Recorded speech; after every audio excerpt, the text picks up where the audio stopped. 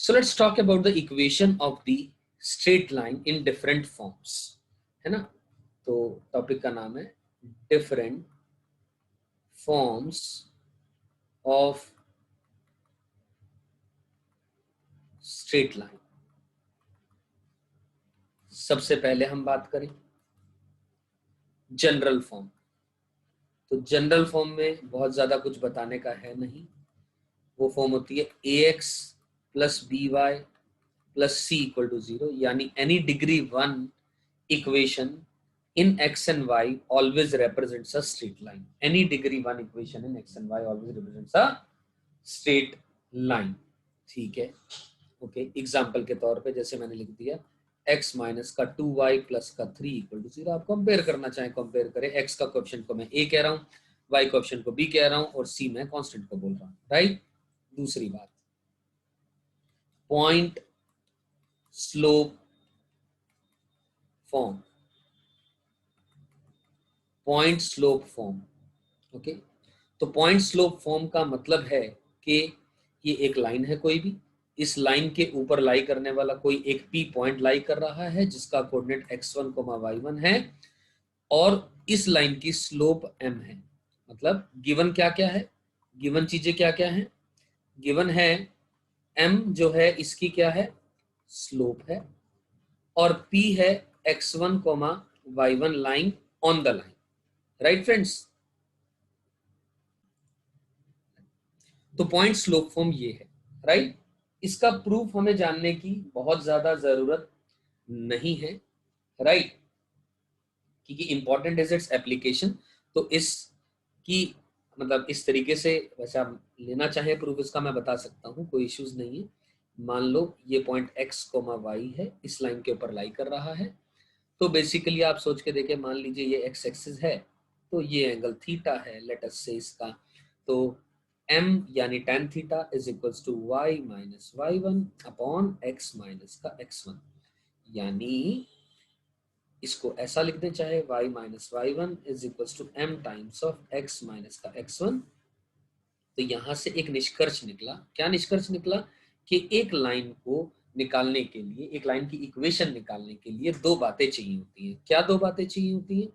पहला, उसकी स्लोप चाहिए अपने को, ये गिवन हो, और दूसरा a given point line on that line. अगर ये दो बातें होंगी तो अपने पास आंसर उसका इजीली हम लोग निकाल सकते हैं, राइट। जैसे कि एग्जांपल के तौर पे मान लो मैंने कहा एक लाइन है पासिंग थ्रू 1,2 एंड स्लोप उसकी 1 है ना। ये पी पॉइंट है, उसके ऊपर लाई कर रहा है लाइन के ऊपर। तो आंसर लिख देंगे आप y माइनस का 2 upon x minus 1 is equal to m। इस m इज इक्वल टू 1 की जगह हो सकता है angle of inclination theta is equal to 45 degree दे रखा, तब भी आप उससे ग्रेडियंट यानी slope m equal to tan theta से निकाल देंगे। तो यानी आंसर आपके पास आ जाएगा y minus 2 is equal to x minus का 1, यानी y is equal to x plus 1 आ जाएगा। That will be the answer to this question. Am I right friends? चलिए, ग्रेट ग्रेट, यहां तक अपने को बात सारी समझ में आ जाती है। अब बात करते हैं तीसरा फॉर्म ऑफ स्ट्रेट लाइन की। तो third form of the straight line क्या हो जाएगी दोस्तों? Third form of the straight line हो जाएगी 2 पॉइंट फॉर्म। क्या हो जाएगी? 2 पॉइंट फॉर्म। अब ये 2 पॉइंट फॉर्म क्या है? 2 पॉइंट फॉर्म मतलब आप नाम से ही समझ पा रहे होंगे बात को कि मान लीजिए एक स्ट्रेट लाइन के ऊपर लाई करने वाले 2 पॉइंट्स दिए गए हैं। एक स्ट्रेट लाइन के ऊपर लाई करने वाले 2 पॉइंट्स दिए गए। एक पॉइंट ये रहा, लेट अस से एक पॉइंट ये रहा कहीं ना कहीं, और एक पॉइंट ये रहा, ठीक। यानी ए पॉइंट है ये लेट अस से x1, y1, बी पॉइंट है लेट अस से ये x2, y2। और अगर मैं इसकी इक्वेशन की बात करूं, लेट अस से कोई भी एक पॉइंट मान लिया मैंने, स्लोप तो मैं निकाल ही सकता हूं। कैसे? अभी अभी हमने सीखा हुआ इसके बारे में, y2 माइनस का y1 upon x2 minus x1। 2 point अगर एक लाइन के ऊपर गिवन है तो यहाँ से बोल सकते हैं। और अगर मैं इस लाइन की इक्वेशन लिखना चाहूँ y माइनस का y1 अपॉन x माइनस का x1 is equal to m लिख सकता हूँ। या फिर मेरा मन आए मैं इसको y माइनस का y2 अपॉन x माइनस का x2 is equal to m भी लिख सकता हूँ। दोनों एक ही चीज है, दोनों से सेम इक्वेशन आएगी, कोई फर्क नहीं पड़ेगा। आई एम श्योर ये बात क्लियर है, क्योंकि x1 अभी हमने 1 पॉइंट फॉर्म से क्या सीखा? एक लाइन की इक्वेशन निकालने के लिए दो बातें चाहिए होती हैं। दो बातें चाहिए होती हैं क्या? एक बात हमें चाहिए point line on the line, और दूसरा हमें उसकी स्लोप। तो यहां से हमने पॉइंट, मान लो आपकी मर्जी x1 y1 मानना है या आपकी मर्जी x2 y2 मानना है, कोई भी मान लो, कोई फर्क उससे नहीं पड़ेगा। राइट फ्रेंड्स, तो चलिए ग्रेट। तो 2 पॉइंट फॉर्म अपने को समझ में आ गई है। आगे अगर मैं बात करूं, अब मैं एक चीज बताना चाह रहा हूं आप लोगों को, डेफिनेशन ऑफ इंटरसेप्ट। इंटरसेप्ट का मतलब क्या है? अब इंटरसेप्ट का मतलब है the point where the line, जहां पर line cuts the X axis, line cuts the X axis.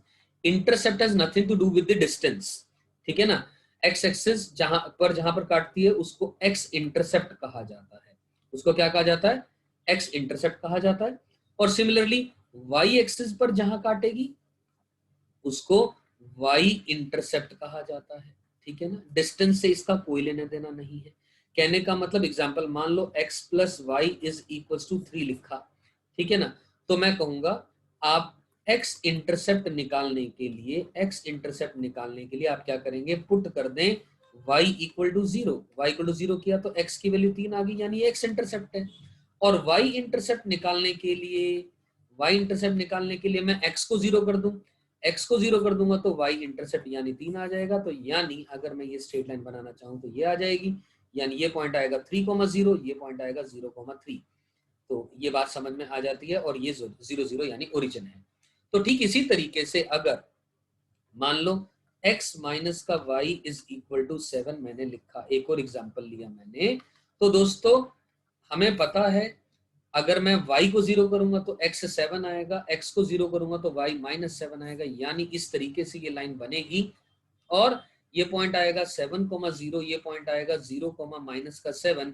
तो मैं अगर आपसे यहाँ पूछूं भैया कि x इंटरसेप्ट कितना है, तो आप कहोगे 7, और y इंटरसेप्ट कितना है, y इंटरसेप्ट कितना है, तो आप कहोगे माइनस का 7। आई एम श्योर आप सबको मेरी बात समझ में आ रही है, ये बात 100% क्लियर है सभी को, राइट। तो ये x इंटरसेप्ट हो गया, ये y इंटरसेप्ट हो गया, तो इंटरसेप्ट फॉर्म समझ में आ गया। तो इंटरसेप्ट समझ में आया, तो इंटरसेप्ट फॉर्म के बारे में अपन बात कर सकते हैं। Intercept form, just a second, let us talk about another form now.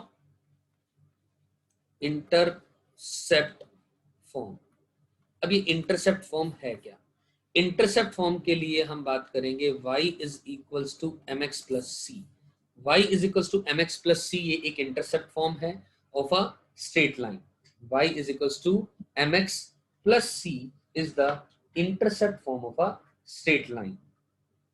I am sure ये बात आपको समझ में आ रही होगी। इसका मतलब मैं ये कहना चाह रहा हूँ इंटरसेप्ट फॉर्म कह लें इसको, स्लोप फॉर्म भी बोल सकते हैं इसे, स्लोप फॉर्म भी बोल सकते हैं कि इसको हम ऐसे बना देंगे जैसे कि मान लो ये एक मैंने लाइन बना दी, क्योंकि अभी तो मुझे पता नहीं है पॉजिटिव है नेगेटिव है या क्या है, तो मैं स्टैंडर्डली इस तरीके से बात कर लूंगा।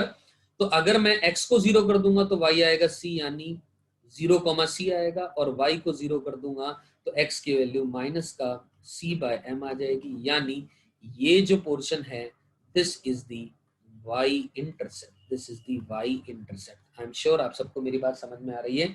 x को 0 करेंगे y इंटरसेप्ट आ जाएगा, y को 0 करेंगे x इंटरसेप्ट आ जाएगा। और अगर यहीं पर ही मैं एक लाइन निकालना चाह रहा हूं which is passing through the origin, एक लाइन निकालना चाह रहा हूं पासिंग थ्रू दी ओरिजिन, तो y is equal to mx line हो जाएगी पासिंग थ्रू 0,0, पासिंग थ्रू 0,0 यानी ओरिजिन।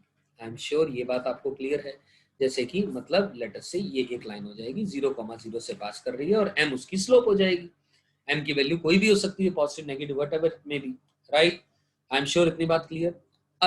अब इस लाइन को अगर मैं मान लीजिए आपके सामने, अब हमें पता है जैसे कि ax plus b y plus c equal to 0 है, ax plus b y plus c equal to 0 है। ये क्या है? जनरल फॉर्म है, this is the general form.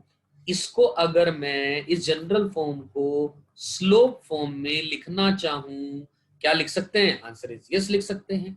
तो b y is equal to minus a x minus c, यानी y is equal to minus a by b into x, और minus का c divided by b, ये बन गई अपने पास slope form. यानी कहने का मतलब हुआ कि ये जो लिखा है this is the slope, this is the slope, and ये जो बन गया this is the y intercept. आप मेरी बात प्लीज ध्यान से समझें, हमने अभी अभी थोड़ी देर पहले लिखा y equal to m x plus c एक स्लोप फॉर्म होती है या इंटरसेप्ट फॉर्म होती है। ये मैं आपकी जानकारी के लिए बता दूं, ये c और ये c दोनों सेम नहीं है। ये c जो है यहाँ पर ये इसके बराबर है, तो ठीक है, यू गेटिंग माय पॉइंट। लेकिन स्टैंडर्डली हम लोग y equal to m x plus c और ax plus b y plus c के अंदर में दोनों c सेम यूज करते हैं, पर वो इसका मतलब ये नहीं है कि वो दोनों सेम हैं, राइट। वैसे भी हमने क्या बात करी थी, y इंटरसेप्ट निकालने के लिए x को जीरो करो, x को जीरो करोगे तो y की वैल्यू क्या आएगी, माइनस का c बाई बी। तो ये क्या है, ये y इंटरसेप्ट ही तो है, राइट, गेटिंग माय पॉइंट। और अगर मैं x y को जीरो कर दूंगा तो x की वैल्यू क्या आ रही है, x की वैल्यू क्या आ रही है, माइनस का, y को जीरो कर दूंगा तो x की वैल्यू क्या आ रही है, माइनस का c डिवाइडेड बाय a आ रही है, ठीक है ना। तो ये x इंटरसेप्ट हो जाएगा, ये x इंटरसेप्ट हो जाएगा, ठीक है। तो वो this is going to be the x intercept, right. I am sure ये बात समझ में आ रही है। अब ध्यान से समझे, एक फॉर्म को दूसरी फॉर्म से कंपेयर करें तो दोनों की आइडियोलॉजीज को समझें अच्छे से, फिर ये बात समझने में कंफ्यूजन नहीं होगी कि उनका सी और इसका सी अलग अलग है या सेम है या क्या है बात यहाँ पर, गेटिंग द पॉइंट। और दोस्तों यहां से हम कह सकते हैं जो स्लोप है वो लिखा जा सकता है, इसको अगर मैं निकालू इसमें स्लोप तो it is nothing but minus का a डिवाइडेड बाय b, और माइनस a बाय b को हम लोग कुछ और नहीं क्या लिख सकते हैं, minus times coefficient of x divided by coefficient of y, minus times coefficient of x divided by the coefficient of y. This becomes the answer to find the slope of a equation from the general form also. और इसमें दिया होगा तो x का जो coefficient है under the condition y का 1 होगा तो वो डायरेक्टली स्लोप आप बोल सकते हैं। समझ आई बात यहाँ तक। चलिए अब मैं अगली बात करूं आप लोगों से दोस्तों, तो डबल इंटरसेप्ट फॉर्म के बात करते हैं। डबल इंटरसेप्ट फॉर्म के बारे में बात करें अगर दोस्तों, फिर दोबारा मैं कहूंगा इसका application is important, the proof is not at all important. तो अगर यहां पर बात करी जाए दोस्तों तो ध्यान से देखें, ये अगर एक्स एक्सिस और वाई एक्सिस बना दिया मैंने, तो मैं ये कहना चाह रहा हूं यहाँ पर कि मान लो कि ये एक स्ट्रेट लाइन बना दी मैंने दिस वन, तो मैं ये कहूंगा ये पॉइंट लेट अस से ये ए कोऑर्डिनेट है a,0 और ये पॉइंट है बी जिसका कोऑर्डिनेट है 0,b और ये पॉइंट है ओ जिसका कोऑर्डिनेट है 0,0 यानी ओरिजिन ये 90 डिग्री है। तो डबल इंटरसेप्ट फॉर्म कुछ और नहीं होती है, x by a plus y by b is equal to 1, जहां पर a और b दोनों नॉट इक्वल टू 0 हैं और a को कहा जाएगा x इंटरसेप्ट और b को कहा जाएगा y इंटरसेप्ट। यानी कहने का मेरा मतलब क्या है, x इंटरसेप्ट है और b क्या है, y इंटरसेप्ट है। हो सकता है a पॉजिटिव हो नेगेटिव हो, इंटरसेप्ट के बारे में मैं ऑलरेडी बहुत बोल चुका हूं आप लोगों से कि मान लो एग्जाम्पल के तौर पे मैं पूछूं, मान लो ये लाइन दे रखी है और लेट अस से ये 0,3 पॉइंट दिया हुआ है और ये पॉइंट -2,0 दिया हुआ है, तो यहां से साफ साफ पता चल रहा है दोस्तों कि जो x इंटरसेप्ट है यानी a है उसकी वैल्यू -2 आएगी और जो y इंटरसेप्ट है यानी जो b है उसकी वैल्यू 3 आएगी। तो इक्वेशन डायरेक्टली आप लिख सकते हैं x upon a plus y upon b is equal to 1 and that's the answer to this question. I am sure आप सबको क्लियर है यहाँ तक बातें, इसमें कोई भी कंफ्यूजन नहीं है। x by a plus y by b is equals to 1। ठीक, तो ये बन गई अपने पास कौन सी, डबल इंटरसेप्ट फॉर्म। अब डबल इंटरसेप्ट फॉर्म भी समझ में आ गई है तो मतलब इसके बेस पे तो कोई भी क्वेश्चन लिखा जा सकता है, जैसे कि मैंने एक सिंपल सा क्वेश्चन आप लोगों से दे दिया, सिंपल सा क्वेश्चन कि भैया एक स्ट्रेट लाइन की इक्वेशन बताओ पासिंग थ्रू, एक स्ट्रेट लाइन की इक्वेशन बताओ जो कि पास कर रही है लेटस से 1,2 से एंड x इंटरसेप्ट, और जो उसका x इंटरसेप्ट है is twice the y intercept, x intercept is twice the y intercept. यानी x इंटरसेप्ट कौन है, a है, y इंटरसेप्ट कौन है, b है, तो a जो है ना दुगना है b का। तो अपन जानते हैं इक्वेशन होती है x by a plus y by b is equal to 1, यानी a की जगह भी आप b पुट कर दें, 2b पुट कर दें तो x upon 2b plus y upon b is equal to 1, ये रिक्वायर्ड इक्वेशन आ गई। अब ये इक्वेशन 1,2 से क्या कर रही है, पास कर रही है, तो इसको सेटिस्फाई करेगी। तो 1/2b plus 2/b is equals to 1। यहां से आप b निकाल दें तो नीचे आ जाएगा 2b, और ये कितना आ जाएगा 1 प्लस ये कितना आ जाएगा 4, है ना, 4 आ जाएगा, इज इक्वल्स टू 1। यहाँ से 2b की वैल्यू 5 आ जाएगी, 2b की वैल्यू 5 यानी b की वैल्यू आ जाएगी 5/2, और a की वैल्यू आ जाएगी कितनी, 2 टाइम्स यानी 5। तो आंसर आ जाएगा आपके पास equation x/5 plus y/5/2 is equals to 1. You may simplify it depending on what is required. So that is the answer to this question of double intercept. इसके ऊपर और भी अलग अलग तरीके से सवाल पूछे जा सकते हैं, राइट। आगे अगर मैं बात करूं आप लोगों से, अब मैं बात करता हूं नॉर्मल फॉर्म की। कौन सी फॉर्म की, normal form of a straight line की। अब नॉर्मल फॉर्म क्या है, नॉर्मल फॉर्म की अगर मैं बात करूं दोस्तों, तो it is nothing but, normal form को एक और नाम कहा जाता है, या तो परपेंडिकुलर फॉर्म भी कह देते हैं हम लोग, ठीक। नॉर्मल फॉर्म क्या है, it is x cos alpha, let me write it, x cos alpha plus y sin alpha equal to p। x cos alpha plus y sin alpha equal to p, जहां पर ये सब का मतलब क्या है मैं वो समझा दे रहा हूं। Let me draw this line, late us से ये x और y एक्सिस बनाया आपने ने, ये रहा, राइट। और let me draw this line, late us से ये एक लाइन बना दी हम लोगों ने, ये वाली, राइट। तो और एक और बात, और यहां से ओरिजिन से मैंने इसके ऊपर एक लाइन ड्रॉ कर दी ऐसे, इस तरीके से, वेट अ सेकेंड, ओरिजिन से इसके ऊपर एक लाइन ऐसे बना दी, ये यहां से इसके ऊपर एक परपेंडिकुलर ड्रॉ कर दिया, ठीक है ना, यहां से एक परपेंडिकुलर ड्रॉप कर दिया। तो दोस्तों आप ध्यान से सुनने की कोशिश करें, ये मैंने कहा परपेंडिकुलर ड्रॉप किया, ये O पॉइंट है, और ये जो एंगल है this angle is alpha, right. थोड़ा सा यहाँ पर चीजें अलग हैं, मतलब इनका अलग है, जो पहले हम चीजें उसमें कर रहे थे, ठीक।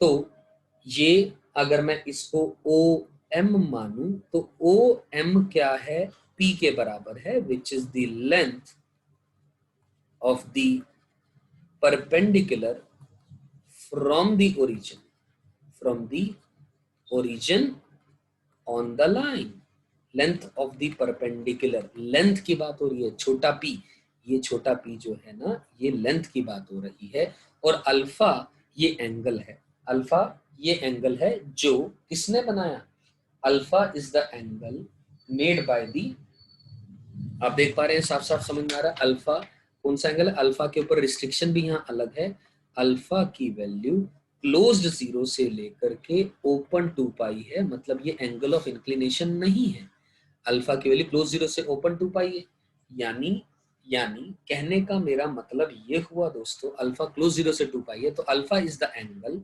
Made, alpha is the angle made with the positive direction of the x-axis with the perpendicular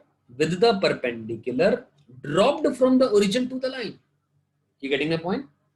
मतलब कहने का कि मान लीजिए ऐसा कुछ लाइन की बजाय, मान लो यहाँ पर ये लाइन होती और ये परपेंडिकुलर ड्रॉप किया होता तो ये एंगल अल्फा है, और मान लीजिए इस तरीके से लाइन होती तो ये परपेंडिकुलर ड्रॉप होता तो ये एंगल अल्फा है एंटी क्लॉकवाइज डायरेक्शन, और मान लो ये एंगल हो, ये लाइन होती और ये परपेंडिकुलर ड्रॉप्ड है तो ये जो एंगल है एंटी क्लॉकवाइज डायरेक्शन में ये अल्फा है, अल्फा के ऊपर रिस्ट्रिक्शन मैंने आप लोगों को बता दी है।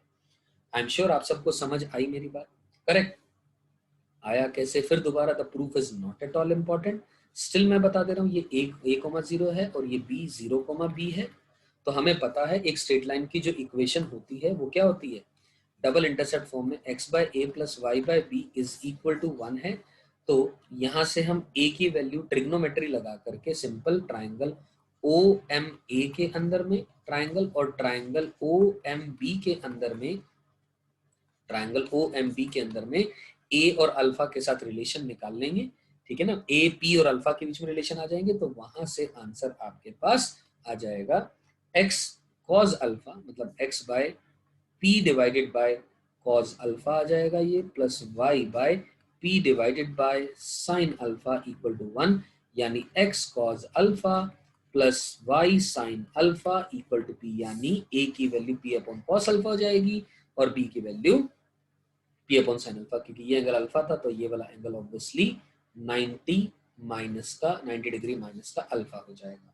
आई am sure this point is clear to all of you, right. So ये हुआ स्लोप फॉर्म नहीं, this is the normal form of a straight line, normal form of a straight line, correct.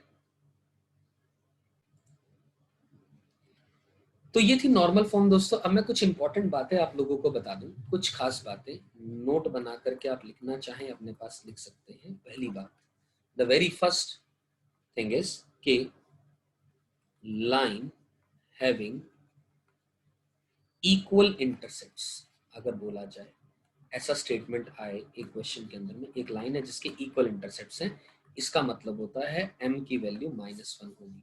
Equal intercept का मतलब basically मान लीजिए ये case हो गया कि ये और ये तो बराबर ही होंगे क्योंकि दोनों पॉजिटिव डायरेक्शन में आ रहे हैं. लेकिन अगर मैं इसकी बात करूं तो ये भी बराबर है क्योंकि ये भी नेगेटिव और ये भी नेगेटिव है. लेकिन अगर मैं इसकी बात करूं, मान लो ये तो पॉजिटिव है, ये नेगेटिव है, तो ये बराबर नहीं होंगे. तो ये वाला केस, तो यहाँ पर 135 डिग्री हो जाएगा एंगल ये, क्योंकि जब ये एंगल और ये एंगल बराबर तो ये 45 डिग्री है और ये भी 135 डिग्री हो जाएगा, तो स्लोप -1 हो जाएगी एक बात. ठीक है ना. तो जब भी ऐसा स्टेटमेंट दिया जाएगा तो आप डायरेक्टली स्लोप m ले सकते हैं और मान लो इक्वेशन माननी हो तो आप इक्वेशन मान सकते हैं y = mx + c से y = -x + c, और कोशिश करें लीस्ट कम से कम वेरिएबल्स माने हम. ठीक है ना, राइट. और इसी तरह line equally inclined with the coordinate axis होगा. Line equally inclined with the coordinate axis, तो m = ±1. इक्वल इंक्लिनेशन का मतलब ये वाला केस भी होगा, ये वाला भी होगा, ये वाला भी होगा और ये वाला भी हो जाएगा, क्योंकि इक्वल इंक्लिनेशन का मतलब ये एंगल और ये एंगल होगा बराबर, तो 45 होगा, तो ये भी 45 हो जाएगा. तो m की वैल्यू ±1 हो जाएगी. और तीसरी बात, cutting of equal non zero distances. Cutting of एक लाइन है जो कि cutting of equal non zero distances होगी, तब भी m = ±1 होगा. इक्वल नॉन जीरो डिस्टेंसेस के केस में भी ये चारों का बातें वैलिड होंगी, क्योंकि मान लो -5 पर काट रही है, -5,0 पर, तो डिस्टेंस तो उसका 5 ही होगा. तो डिस्टेंस बराबर है, स्लोप 1 या -1 कुछ भी पॉसिबल है. तो आई एम श्योर ये कॉन्सेप्ट आप सबको समझ में आ गए हैं.